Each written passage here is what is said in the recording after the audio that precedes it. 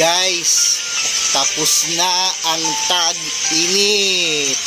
Tag-ulan na. Siyempre, pag tag-ulan, alam na, di ba? Nakahiga sa kama, di ba? Refresh kahit may kulog. Uy!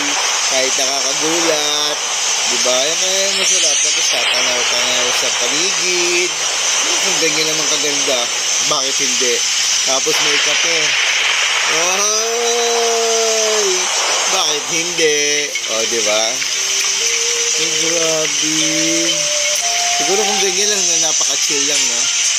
Kasi ganyan lang, kaya please, lagi pong magdadala ng payong, paalala po ng inyong bikong, at syempre, kung kailangan magdala ng bota, huwag pong panghinayangan dahil marami pong sakit ang pwede po natin makuha sa lansangan.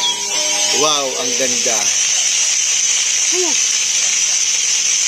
Kahit minsan nakakainis pero refreshing na rin.